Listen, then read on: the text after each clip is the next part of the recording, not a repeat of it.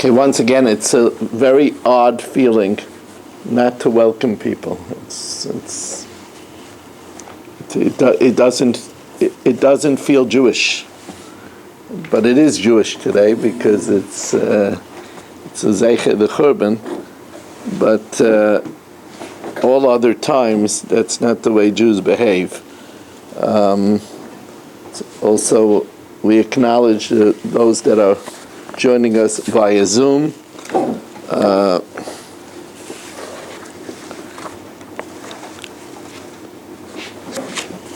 Rabbi Mintz once told me, he said, everybody always needs new. He says, sometimes you have to review the old. What does the Mesilas Yesharim say in the beginning of Mesilas Yesharim? He says, I'm not telling you things that you don't know. So I thought that I would elaborate on a theme from the Gemara that the world always learns in Masechtas Gittin on Tisha B'Av. It used to be my custom when I was in the Aguda on 14th Avenue that I would go in and I would learn Kamsa by Kamsa Tisha B'Av night. After Eicha, I would go and we had a Kviyas. We learned every night 10:15. So I would go in and I would learn the Kamsa by Kamsa Sugya. I just want to review one piece and elaborate on it. We know that the Sugya starts off in Gittin Daf Nun Hey Amud Beis. Amar Rabbi Yochanan Maidich Siv, a very, very important pasuk in Mishlei. Ashrei Adam Mefachei Tamid. Fortunate is a person who is always fearful. But umaksheb libai, one who hardens his heart, yipol bara, will fall in a bad way. So of course, this right away creates a big question mark. We know that daga is not something that is recommended. It says that if we worry about something, we could bring it upon ourselves. And it says that worry breaks the constitution of a man. As a matter of fact, I once said that Daga has all the letters of the beginning of the Aleph Beis. Aleph, Gimel, Dalet, and Hey. Daga is Dalet, Aleph, Gimel, Hey. Has all the letters of the beginning of the Aleph Beis except for the Beis. Because if you're missing the Beis of B'tachin, then you have Daga. Right? So that's why it has all the letters of the beginning of the Aleph Beis except for the Beis. And here, it tells us that Ashrei Adam Mefachei Tamid. So, the Mefarshim learn what this means is, here Pachad means to have foresight. Or, what I like to be mechalek and call it constructive worry. Constructive worry is good. Non-constructive worry is not only not good, but it's very, very detrimental to healthy living. So, constructive worry is not to talk while you're eating. You could choke. Right? We know that we don't lean. We don't lean on the right side, Shema Yaktim Kon elevation, lest the windpipe goes before the footpipe. And that's even on a Leil Shimurim, because it's considered a sakana, so we don't do something that's shchicha ezeka even on a Leil Shimurim. But there are people that are afraid to eat because they're afraid to choke. That's not constructive worry. That's already no good. So if you're worried and you don't speed, that's good. If you're worried and you don't go in a car, that's no good. If you're worried about cancer and you don't smoke, that's good. If the worry about cancer doesn't let you live, that's no good. So there's constructive worry, which is Ashrei Adam Mefachei Tamid, and we're going to see in the ensuing Gemara how if consequences would have been considered, our whole fate would have been different. The Gemara says, what's an example of Asher Adam Mefachei Tamid? A Kamtza Bar Kamtza Charav Yerushalayim. For the story of a man by the name of Kamtza and a man by the name of Bar Kamtza, Jerusalem was destroyed, Yerushalayim was destroyed. A Tarnagoyla, a male and a female chicken, Charav Tur Malka, that was the cause of the destruction of the royal mount. And Asaka Derispak, and because of the side of a chariot, Charav Beita, the great metropolis of Beita, was destroyed. So now we come to the first story, which everybody knows, but let's look at it a little closer. A Kamtza Bar Kamtza, because of a man named Kamtza and a man named Bar Kamtza, Charav Yerushalayim. Yerushalayim was destroyed. Hau Gavra, there was a man, the Rachmei Kamtza, he had a friend Kamtza, Ubal Debave Bar Kamtza, and he had an enemy, Bar Kamtza.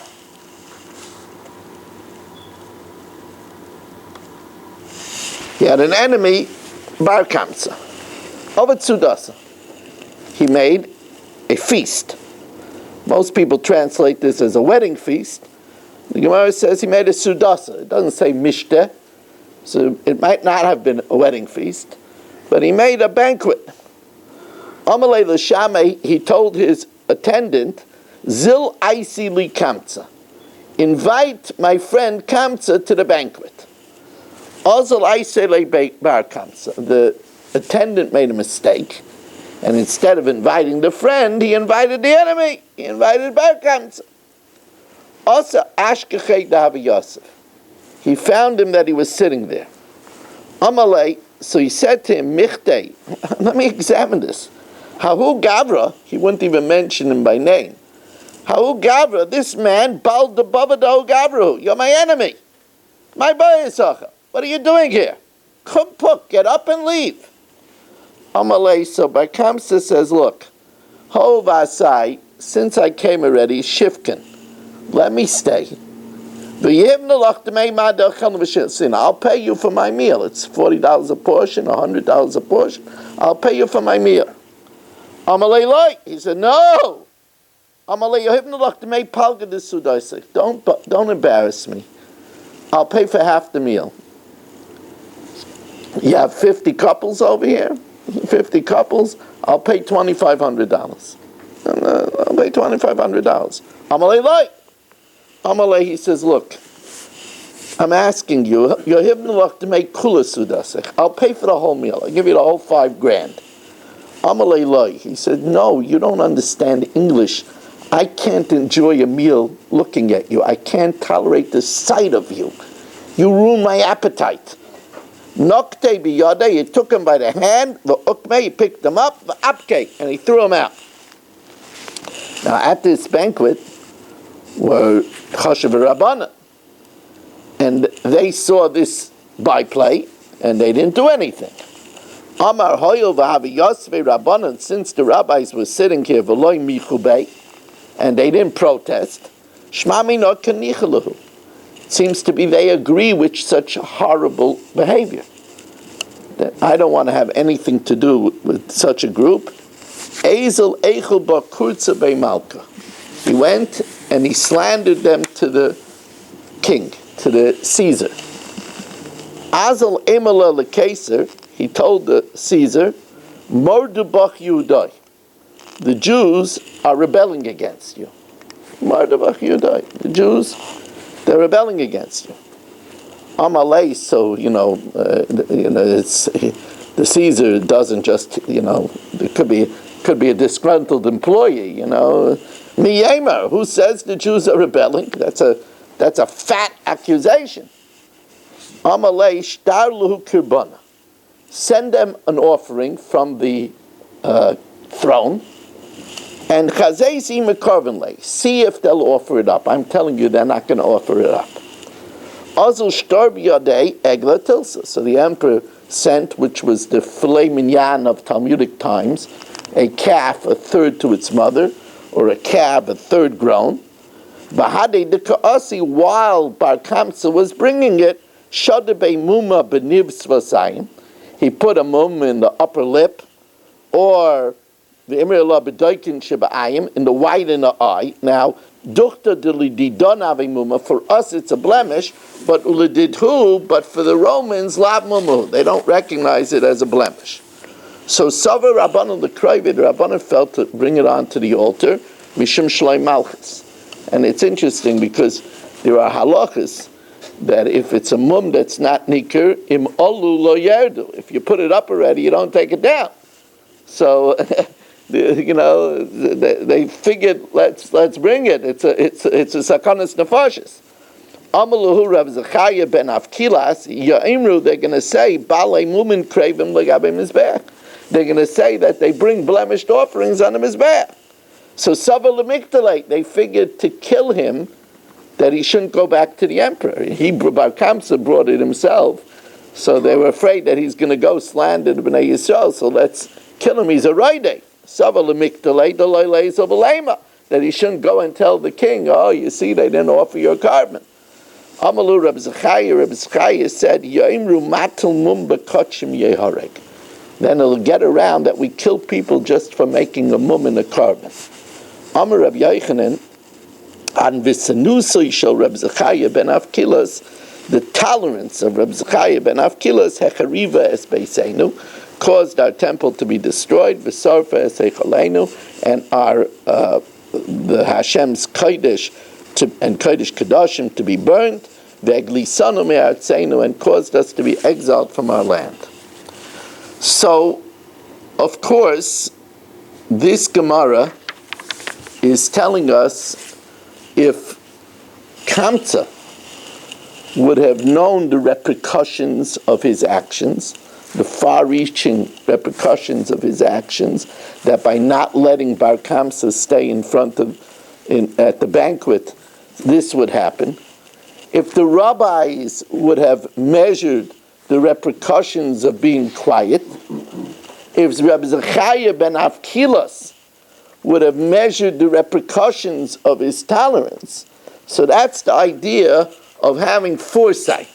Ashrei Adam Mefachei Tamid, a person should always consider the angles. I've told you this in the past. It doesn't sound very rabbinical. It actually doesn't sound very rabbinical. But I'm a very big fan of teaching chess to children. And when a person plays chess, they learn the art of looking ahead. And that art of looking ahead, of Ezo Chacham Haroya Es HaNoiled, is such a precious art. That's what we're learning over here. Ashrei Adam Afachei Tamid. A person that plays chess has to look ahead. If I move my knight over here, he's going to defend with the bishop, and then that bishop is going to have a double attack, and I'm not going to be able to defend that. That's looking ahead. That's elementary looking ahead, but that's looking ahead. They say that he was actually a Meshuggah, but they say that Alexander Alekhine, before Bobby Fischer, Alexander Alekhine was able to compute usually 15 moves ahead. Now, he also got up in front of an entire olam. He didn't like something, and he urinated in front of the entire olam.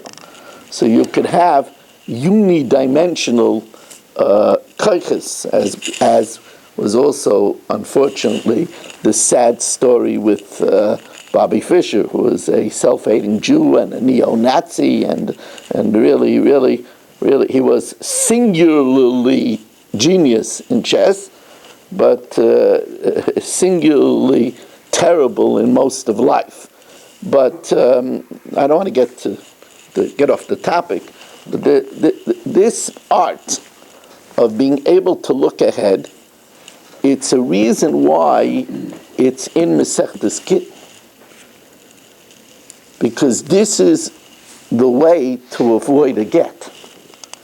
And that is for a couple, first of all, to look ahead and say, what are we doing to our children? It says that when a person sends away the wife of his youth, afilu mizbeach moirid alav demais, even the altar sheds tears.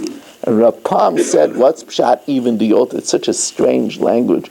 Afilu mizbeach moirid alav demais. So Rapam says, even the mizbeach that is so used to slaughter sheds tears over the slaughter of the children. Now, of course, there are times where a get is necessary. That's why the Torah gives us the mitzvah of get. But in Masechtas Gittin, the Mepharshim say the connection to this sugya to get is that a person should really have foresight. And of course, in marriage in general, if couples would think before what would be the repercussions of my action, they would withhold and withdraw and abstain from any actions if they would have that foresight. Now, the sin over here, that of course we know that the second temple was destroyed because of the sin of sinas chinam, because of baseless hatred, or senseless hatred.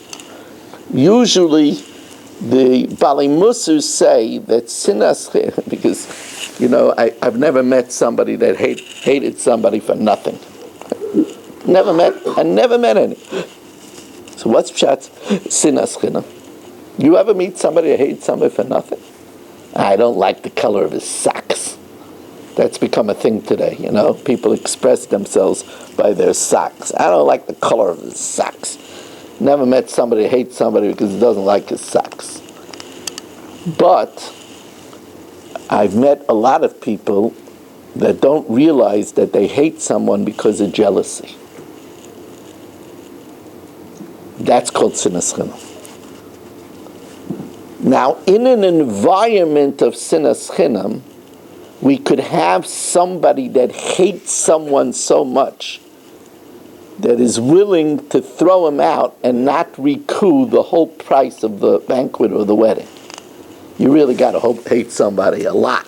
The guy said, you may cost a good penny, and you paid out, you paid $100, and I said that there was only a certain amount of couples, but there could have been more couples. And he's offering to pay for the whole thing. Let him pay for the whole thing, the sucker. Let him pay. I'll enjoy seeing him pay for my... No, you really got to hate the person a lot to say, get out, and I'm not taking your money. You really, really got to hate the person a lot. So this is an environment of intense sinas chinam.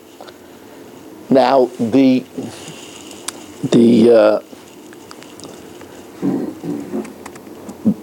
all the Mefarshim ask on this sugya, that why is it called a kamtza bar kamtza charav Yerushalayim? What do you want from poor kamtza? He wasn't even there. I mean, the host, the attendant, the secretary, made a mistake and invited bar kamtza instead of kamtza. So what do you want from poor kamtza? So, okay, the simple pshat is that on the mistake between kamtza and bar kamtza, we don't really have anything to do, any, tinus on kamtza. But there is a strong view in this Gemara that kamtza was bar kamtza's father. That's why it's kamtza and bar kamtza. And kamtza is being over here criticized for not giving bar kamtza the right chinuch. And that's the word. In other words, we're learning in this Gemara that in an environment of sinas chinam, it's a responsibility of a parent to be mechanech children not to be that way. And that's pshat akamtza o bar kamtza charav Yerushalayim.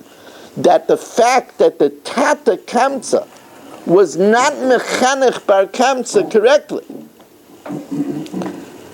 Of course, the tremendous avila that brought the walls crumbling down, the makaba patish, as we would say, the last straw that broke the camel's back, is embarrassing Bar Kamsa in public. The busha was defined. He was ready to pay the whole feast, just don't embarrass me. He's saying it outright. Please, I'm begging you. This is a shame that I cannot take. We have to know that this is a Yiddish yisoid, that busha can be worse than death. That's why a malbim pnei chavera barabim ein lechelik lo'elam haba. Murder is no ein lechelik lo'elam haba. But a malbim pnei chavera barabim ein le, habitually the Miri says, but ein lechelik lo'elam without tshuva is ein lechelik lo'elam haba. There's a moiridik raya. We'll have to conclude with this. The moiridik raya they bring down. We're learning in the daf now.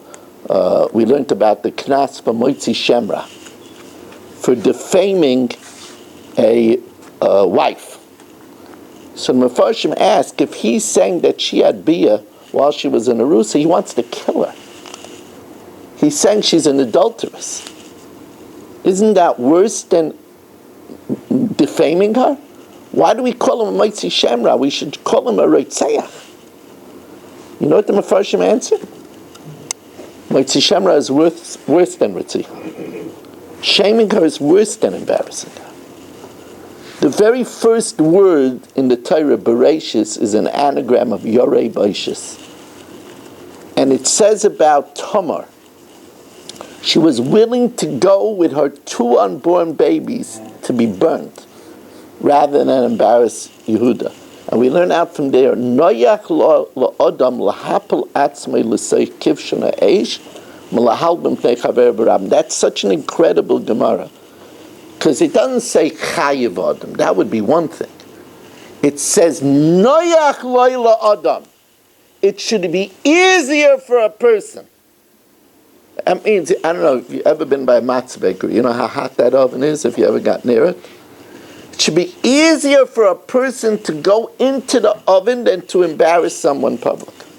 Easier. That's how far we have to work on not embarrassing a person publicly.